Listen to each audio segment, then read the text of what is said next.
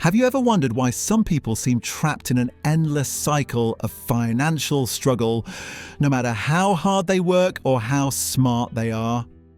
Maybe you've looked around and noticed that despite everyone having access to the same information about money, most people still end up broke.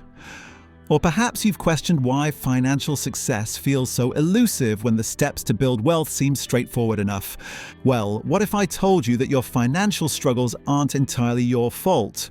What if there are powerful influences in your environment working behind the scenes, shaping your decisions long before you realize it? Today, I'm going to expose 9 hidden ways that society can unintentionally condition you to stay financially trapped. And I guarantee some of these will shock you because they're operating in areas of your life you probably never even considered. My name is Nick, and I spend way too much time researching the psychology of money and why some people effortlessly build wealth while others remain stuck in the same financial patterns for decades. If you're tired of feeling like the deck is stacked against you financially and you want to understand the real forces that shape your money decisions, make sure to hit that subscribe button and give this video a thumbs up if it helps you see things differently. Before we dive into these 9 programming methods, let me paint you a picture that might sound familiar. You wake up, check your phone, and immediately see ads for products you didn't even know you wanted. You drive to work past billboards promising instant solutions to problems you didn't realize you had. At lunch, you scroll through social media watching people show off lifestyles that make your own seem inadequate. After work, you stop by the store where everything is strategically placed to trigger impulse purchases. And by the time you get home, you've been exposed to thousands of messages designed to make you spend money you don't have on things you don't need. This isn't coincidence. This is a highly refined system in marketing, technology, and consumer behavior that has one goal: encouraging you to spend as much as possible while keeping you financially dependent. The surprising part is that most of this programming happens below your conscious awareness. You think you're making free choices about how to spend your money, but in reality, your decisions are being influenced by forces you can't even see. Here's something that will blow your mind. Researchers from Harvard, Princeton, and the University of British Columbia discovered that simply thinking about financial problems creates the same cognitive strain as losing 13 IQ points or staying awake all night. Think about that for a second. When you're worried about money, your brain literally can't function at full capacity. This creates what scientists call a scarcity mindset that fundamentally changes how you make decisions about everything, not just money. But here's where it gets really insidious. When people are stressed, the system can unintentionally keep them in a state where clear financial decision-making becomes harder. Stressed people buy things they can't afford. Stressed people take on debt they shouldn't. Stressed people accept jobs that underpay them because they're desperate. And the more bad decisions you make, the more stressed you become, creating a vicious cycle that's incredibly difficult to break. The first hidden programming method is something I call the instant gratification trap. From the moment you're born, you're conditioned to expect immediate satisfaction. One-click purchases, same-day delivery, fast food, streaming services that never end. Every aspect of modern life is designed to eliminate waiting, eliminate patience, and eliminate the ability to delay gratification. But here's the problem. Building wealth requires the exact opposite mindset.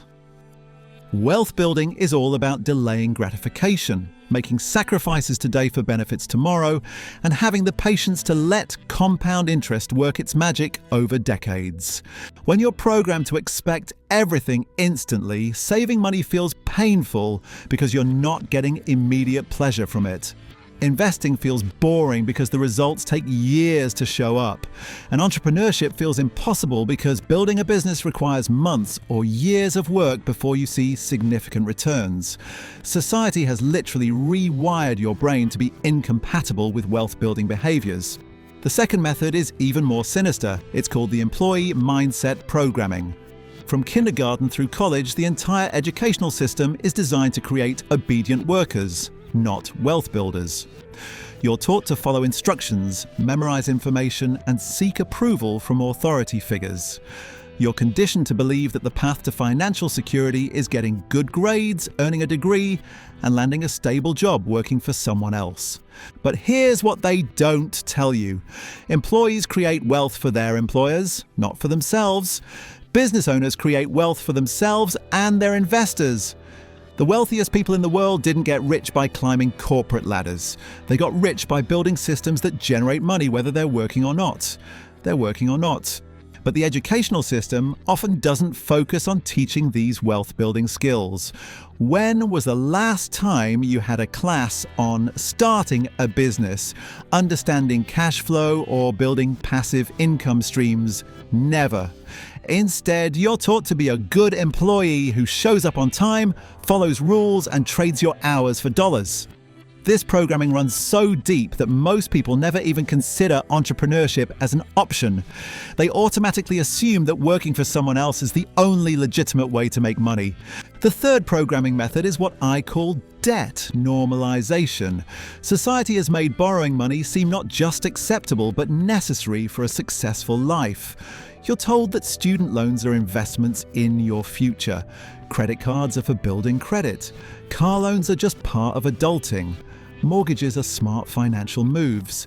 By the time you're 25, you're carrying multiple forms of debt, and everyone acts like this is completely normal. Here's the twisted reality. Debt is often structured in ways that can keep you financially stuck. Every monthly payment you make is money that can't be invested or used to build wealth.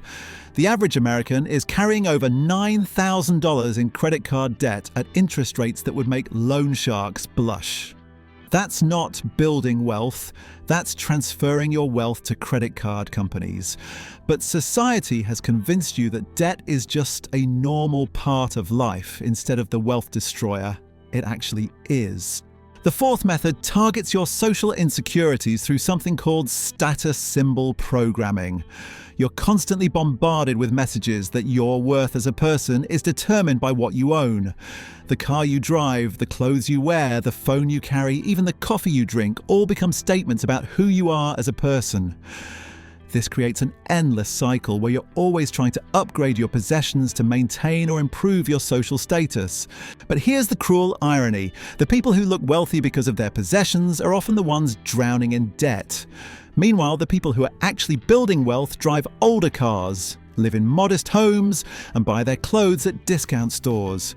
They understand that looking wealthy and being wealthy are completely different things. Society has programmed you to confuse the two, which keeps you spending money on depreciating assets instead of investing in appreciating ones. Now that you understand how these systems work, you have a choice. You can continue letting society program your financial decisions, or you can start reprogramming yourself for wealth. The moment you recognize these patterns, they lose their power over you. Start questioning every financial impulse, delay gratification, prioritize assets over liabilities, and remember that true wealth is built by those who refuse to follow the crowd.